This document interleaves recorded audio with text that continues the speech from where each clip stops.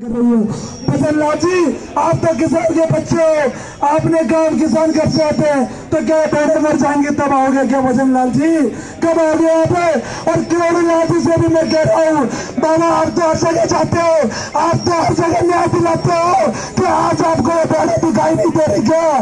करोड़ों लाल जी, मैं आपसे कह रहा हूँ, राजस्थान के लोग आपको मानते हैं, आपसे पापा कहते हैं, आपसे सम्मान करते हैं। अगर आपको कोई समस्या है तो मनोज मीणा घर चला जाएगा, लेकिन इन बहनों को न्याय दिला दो, इस एग्जाम को पोस्टपोन करा दो। आपको ये आना चाहिए और इस लड़ाई में इन बहनों का साथ देना चाहिए, और नहीं तो राजस्थान का युवा निराश हो जाएगा, हताश हो जाएगा और टूट जाएगा। और मेरे भाइयों, मैं आपसे कहना चाह रहा हूँ, चाहे सरकारें कैसी भी हो, चाहे सरकारें कुछ भी कर ले, लेकिन मैं कभी कमजोर नहीं पड़ूंगा।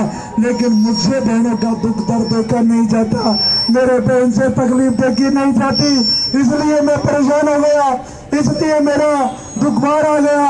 कैसे कैसे मैं इनके दुख दर्द को झेल रहा हूँ मैं नहीं जानता हूँ, और तमाम नेताओं के घर जाता हूँ, उनको फोन करता हूँ, और एक अपील मैं मीडिया से करना चाहता हूँ, मेरे मीडिया के साथियों से करना चाहता हूँ, हमारे देश के चौथे स्तंभ से करना चाहता हूँ।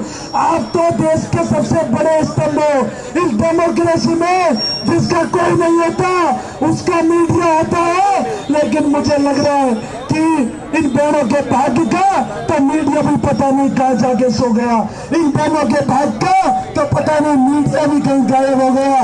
मैं तमाम मीडिया संस्थानों से कहना चाहता हूँ, हो सकता है आप पे सरकार का दबाव हो सकता है और कोई कारण हो, लेकिन इन बहनों के लिए यहाँ जाओ, इन बहनों के लिए आ जाओ, इन बहनों की आवाज को दिखाने के लिए आ जाओ, इन बहनों की आवाज उठाने के लिए आ जाओ।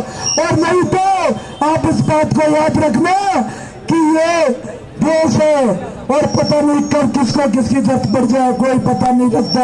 अगर आज आप जेडीए गार्डन में बैठे बच्चों की नहीं सुनोगे तो ये बहुत बड़ा अन्याय होगा और लोकतंत्र की हत्या होगी, क्योंकि सरकार तो वैसे ही हत्या करने पर लगी है। इसलिए मैं कह रहा हूँ, मीडिया के साथियों को यह आना चाहिए और इन बहनों की मदद करनी चाहिए। और अभी भी मैं तमाम नेताओं से कह रहा हूँ, और आप भी इस बात को याद रखना मेरे भाइयों, आप जब गर्जो, जब आप आज गर्जो तो सोचना कि मनोज मीणा किसकी लड़ाई लड़ रहा है।